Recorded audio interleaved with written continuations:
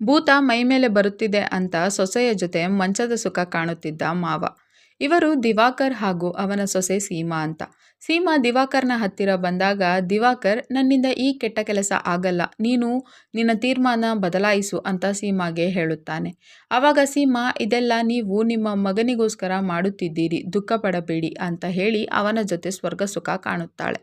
ಕತೆ ಈಗ ಫ್ಲ್ಯಾಶ್ ಬ್ಯಾಕ್ಗೆ ಹೋಗುತ್ತದೆ. 4 ತಿಂಗಳ ಹಿಂದೆ ಕಾರ್ ಆಕ್ಸಿಡೆಂಟ್ನಲ್ಲಿ ಸೀಮಾಳ ಗಂಡ ಅಜಿತ್ನ ಸಾವಾಗಿದ್ದು, ರಾತ್ರಿ ಸೀಮಾ ಅಜಿತ್ ತನ್ನ ಜೊತೆ ರೊಮ್ಯಾನ್ಸ್ ಮಾಡುತ್ತಿರುವ ಹಾಗೆ ಕನಸು ಕಾಣುತ್ತಾ ಅನುಭವಿಸಲು ಶುರು ಮಾಡುತ್ತಾಳೆ. ಆಗ ಅವಳನ್ನು ನೋಡಿ ಶಾಕ್ ಆದಂತಹ ಅಜಿತ್ನ ತಾಯಿ ವಿಮಲಾ ಸೀಮಾಳನ್ನು ಎಬ್ಬಿಸಿ, ಹೀಗೇಕೆ ಮಾಡುತ್ತಿದ್ದೀಯಾ ಅಂತ ಕೇಳಿದಾಗ, ಸೀಮಾ, ಅಜಿತ್ ಅವರು ನನ್ನ ಕನಸಿನಲ್ಲಿ ಬಂದು ನನ್ನ ಜೊತೆ ಸೇರಿದ ಹಾಗೆ ನನಗೆ ಅನುಭವವಾಯಿತು ಅಂತ ಹೇಳುತ್ತಾಳೆ. ನಂತರ ಮರುದಿನ ದಿವಾಕರ್ ಕೂಡ ಅಜಿತ್ ತನ್ನ ಕನಸಿನಲ್ಲಿ ಬಂದು ಸೀಮಾಳ ಹೆಸರನ್ನೇ ಜಪಿಸುತ್ತಿದ್ದ ಅಂತ ವಿಮಲಾಗೆ ಹೇಳುತ್ತಾನೆ. ಆವಾಗ ವಿಮಲಾ, ಹಾಗಾದರೆ ನನ್ನ ಮಗನ ಆತ್ಮಕ್ಕೆ ಶಾಂತಿ ಸಿಕ್ಕಿಲ್ಲ, ಈಗ ನಾವು ಯಾವುದಾದರೂ ತಾಂತ್ರಿಕ ಬಾಬಾನ ಹತ್ತಿರ ಹೋಗುವುದು ಒಳ್ಳೆಯದು ಅಂತ ಹೇಳುತ್ತಾಳೆ. ಆವಾಗ ದಿವಾಕರ್, ಇದೆಲ್ಲ ಮೂಢನಂಬಿಕೆ, ಬೇಡ ಅಂತ ಹೇಳಿದಾಗ ಅಲ್ಲಿಗೆ ಬಂದ ಸೀಮಾ, ನನಗೂ ಅಜಿತ್ ಅವರ ಆತ್ಮಕ್ಕೆ ಶಾಂತಿ ಸಿಗಬೇಕೆಂಬ ಆಸೆ ಇದೆ, ನಾವೆಲ್ಲರೂ ಒಮ್ಮೆ ಯಾವುದಾದರೂ ತಾಂತ್ರಿಕ ಬಾಬಾನನ್ನು ಭೇಟಿಯಾಗೋಣ ಅಂತ ವಿಮಲಾಗೆ ಹೇಳುತ್ತಾಳೆ. ನಂತರ ದಿವಾಕರ್ ಮರುದಿನ ಕೇಶವ್ ಎನ್ನುವ ತಾಂತ್ರಿಕ ಬಾಬಾನನ್ನು ಮನೆಗೆ ಕರೆಯಿಸಿದಾಗ, ಕೇಶವ್, ಅಜಿತ್ನ ಯಾವುದೋ ಒಂದು ಆಸೆ ಪೂರ್ಣವಾಗಿ ಈಡೇರಿಲ್ಲ, ಹಾಗಾಗಿ ಅವನ ಆತ್ಮ ನಿಮ್ಮನ್ನು ಕಾಡುತ್ತಿದೆ, ಅವನ ಆಸೆಗಳು ಪೂರ್ಣಗೊಂಡಾಗ ಮಾತ್ರ ಅವನ ಆತ್ಮಕ್ಕೆ ಶಾಂತಿ ಸಿಗುತ್ತದೆ ಅಂತ ಹೇಳುತ್ತಾನೆ. ಆವಾಗ ಸೀಮಾ, ಯಾವ ಆಸೆ ಪೂರ್ಣಗೊಂಡಿಲ್ಲ ಹೇಳಿ ಅಂತ ಕೇಶವ್ನನ್ನು ಕೇಳುತ್ತಾಳೆ. ಆವಾಗ ಕೇಶವ್, ಅದನ್ನು ಅಜಿತ್ನೇ ಹೇಳಬೇಕು, ನಾನು ಅಜಿತ್ನ ಆತ್ಮವನ್ನು ದಿವಾಕರ್ ಅವರ ದೇಹದಲ್ಲಿ ಬರುವಂತೆ ಮಾಡುತ್ತೇನೆ, ಆಮೇಲೆ ಅಜಿತ್ನ ಆತ್ಮ ತನ್ನ ಆಸೆಗಳ ಬಗ್ಗೆ ಎಲ್ಲ ವಿಷಯ ತಿಳಿಸುತ್ತದೆ ಅಂತ ಹೇಳಿದಾಗ ಸೀಮಾ, ಹಾಗಾದರೆ ಬೇಗನೆ ಈ ಕೆಲಸ ಮಾಡಿ, ಅಜಿತ್ ಅವರ ಆಸೆಗಳಾದರೂ ಏನೇನು ಅಂತ ತಿಳಿದುಕೊಳ್ಳೋಣ ಅಂತ ಕೇಶವ್ಗೆ ಹೇಳುತ್ತಾಳೆ. ಆವಾಗ ಕೇಶವ್ ಮಂತ್ರ ಪಠಣೆ ಮಾಡಿ ಅಜಿತ್ನ ಆತ್ಮವನ್ನು ದಿವಾಕರ್ನ ದೇಹದಲ್ಲಿ ಪ್ರವೇಶ ಮಾಡುವಂತೆ ಮಾಡುತ್ತಾನೆ.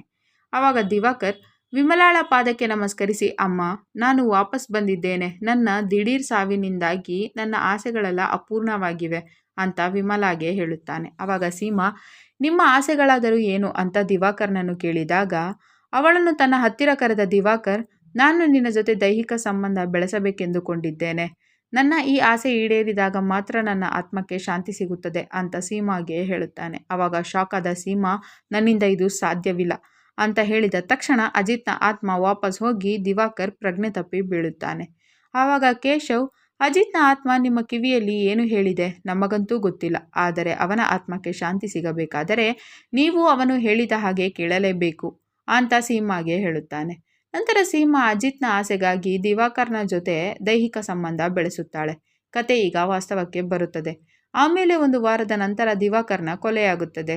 ಆವಾಗ ಅಲ್ಲಿ ಕೇಶವ್ ಕೂಡ ಬಂದಿದ್ದು, ನಂತರ ಅಲ್ಲಿಗೆ ಬಂದ ಪೊಲೀಸರು, ಈ ಕೊಲೆ ಯಾರು ಮಾಡಿದ್ದು ಅಂತ ಎಲ್ಲರನ್ನು ಕೇಳಿದಾಗ ವಿಮಲಾ, ಈ ಕೊಲೆ ನಾನೇ ಮಾಡಿದ್ದು, ನನ್ನ ಗಂಡ ಕೇಶವ್ ಜೊತೆ ಸೇರಿ ನಮ್ಮೆಲ್ಲರಿಗೂ ದೊಡ್ಡ ಮೋಸ ಮಾಡುತ್ತಿದ್ದರು, ಹಾಗಾಗಿ ನಾನೇ ಇವರನ್ನು ಕೊಂದಿದ್ದೇನೆ, ನನ್ನ ಮಗನ ಆತ್ಮಕ್ಕೆ ಶಾಂತಿ ಸಿಕ್ಕಿಲ್ಲ ಅಂತ ನಾವು ಕೇಶವ್ ಅವರನ್ನು ನಮ್ಮ ಮನೆಗೆ ಕರೆಯಿಸಿದಾಗ ಕೇಶವ್ ಅವರು, ನೀನು ಈ ಕೆಲಸ ಮಾಡಲು ರೆಡಿ ಇದ್ದೀರಾ ಅಂತ ಸೀಮಾಳನ್ನು ಕೇಳಿದರು. ಆವಾಗ ಸೀಮಾ ಅದಕ್ಕೆ ಒಪ್ಪಿಕೊಂಡಾಗ, ನಿನ್ನ ಜೊತೆ ದೈಹಿಕ ಸಂಬಂಧ ಬೆಳೆಸುವವರು ನನ್ನ ಮಗ ಅಲ್ಲ, ನಿನ್ನ ಮಾವ ಅಂತ ಸೀಮಾಗೆ ಹೇಳಿದೆ. ಆವಾಗ ಸೀಮಾ, ಅಜಿತ್ ಅವರ ಆತ್ಮಕ್ಕೆ ಶಾಂತಿ ಸಿಗುವುದಾದರೆ ನಾನು ಏನು ಬೇಕಾದರೂ ಮಾಡುತ್ತೇನೆ ಅಂತ ಹೇಳಿದಳು ಅಂತ ಪೊಲೀಸರಿಗೆ ಹೇಳುತ್ತಾ ನಿನ್ನೆಯ ದಿನ ನಡೆದ ಘಟನೆ ಪೊಲೀಸರಿಗೆ ಹೇಳಲು ಶುರು ಮಾಡುತ್ತಾಳೆ.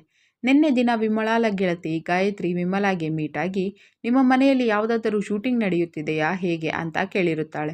ಆವಾಗ ಶಾಕ್ ಆದ ವಿಮಲಾ, ಇಲ್ಲ, ಹೀಗೇಕೆ ಕೇಳುತ್ತಿರುವೆ ಅಂತ ಕೇಳುತ್ತಾಳೆ. ಆವಾಗ ಗಾಯತ್ರಿ, ನಿಮ್ಮ ಮನೆಗೆ ಬರುವ ಕೇಶವ್ ಅವರು ನನ್ನ ಮಗ ರಾಜೀವ್ನೊಂದಿಗೆ ಆ್ಯಕ್ಟ್ ಮಾಡುವ ಕೆಲಸ ಮಾಡುತ್ತಾರೆ, ಅವರು ಪದೇ ಪದೇ ನಿಮ್ಮ ಮನೆಗೆ ಬರುತ್ತಿರುವುದನ್ನು ನೋಡಿ ನಾನು ಹಾಗೆ ಕೇಳಿದೆ ಅಂತ ಹೇಳುತ್ತಾಳೆ. ಆವಾಗ ವಿಮಲಾ ದಿವಾಕರ್ ಹಾಗೂ ಕೇಶವ್ನ ಮೇಲೆ ಡೌಟ್ ಬಂದು ನಂತರ ದಿವಾಕರ್ನನ್ನು ಫಾಲೋ ಮಾಡಿಕೊಂಡು ಹೋಗುತ್ತಾಳೆ. ಆವಾಗ ಅಲ್ಲಿ ದಿವಾಕರ್ ರಾಜೀವ್ಗೆ ಮೀಟಾಗಿ, ನೀನು ಕೇಶವ್ನನ್ನು ನನಗೆ ಪರಿಚಯ ಮಾಡಿಸಿ ಒಳ್ಳೆ ಕೆಲಸ ಮಾಡಿದೆ, ಇವತ್ತು ಕೇಶವ್ನಿಂದ ಸೀಮಾ ನನಗೆ ಸಿಕ್ಕಿದ್ದಾಳೆ ಅಂತ ರಾಜೀವ್ಗೆ ಹೇಳಿದರು. ಆವಾಗ ಅಲ್ಲಿಗೆ ಬಂದ ಕೇಶವ್, ನನ್ನನ್ನೇಕೆ ಇಲ್ಲಿಗೆ ಕರೆಸಿದ್ದೀರಿ, ಫೋನಿನಲ್ಲಿ ವಿಷಯ ಹೇಳಬಹುದಿತ್ತಲ್ಲ ಅಂತ ದಿವಾಕರ್ಗೆ ಹೇಳಿದರು.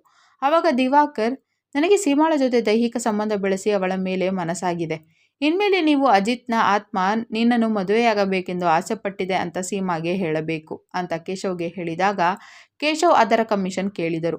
ಆವಾಗ ದಿವಾಕರ್ ಅವರಿಗೆ ಕೂಡಲೇ 1 ಲಕ್ಷ ಹಣ ಟ್ರಾನ್ಸ್ಫರ್ ಮಾಡಿದಾಗ ಖುಷಿಯಾದ ಕೇಶವ್ ಇವತ್ತೇ ನಿಮ್ಮ ಕೆಲಸ ಮಾಡುತ್ತೇನೆ ಅಂತ ದಿವಾಕರ್ ಅವರಿಗೆ ಹೇಳಿ ಹೋದರು. ಆವಾಗ ಅವರೆಲ್ಲರ ಸತ್ಯ ತಿಳಿದುಕೊಂಡ ನಾನು ಸಂಜೆ ಕೇಶವ್ ನಮ್ಮ ಮನೆಗೆ ಬಂದಾಗ ದಿವಾಕರ್ಗೆ ಡ್ರಿಂಕ್ಸ್ನಲ್ಲಿ ಪಾಯ್ಸನ್ ಹಾಕಿ ಕುಡಿಯಲು ಕೊಟ್ಟು ಸಾಯಿಸಿದೆ ಅಂತ ಪೊಲೀಸರಿಗೆ ಹೇಳಿದಾಗ ಕೊನೆಗೆ ಪೊಲೀಸರು ವಿಮಲಾ ಹಾಗೂ ಕೇಶವ್ ಇಬ್ಬರನ್ನು ಅರೆಸ್ಟ್ ಮಾಡುತ್ತಾರೆ. ಕತೆ ಇಲ್ಲಿಗೆ ಮುಗಿಯುತ್ತದೆ. ಈ ವಿಡಿಯೋವನ್ನು ಪೂರ್ತಿ ನೋಡಲು ಅಲ್ಟ್ರಾ ಟಿವಿ ಸೀರೀಸ್ ಎಂಬ ಯೂಟ್ಯೂಬ್ ಚಾನೆಲ್ನಲ್ಲಿ ಬಾಬಾ ಕಿ ಚಾಲ್ ಎಂದು ಹುಡುಕಿ ನೋಡಬಹುದು.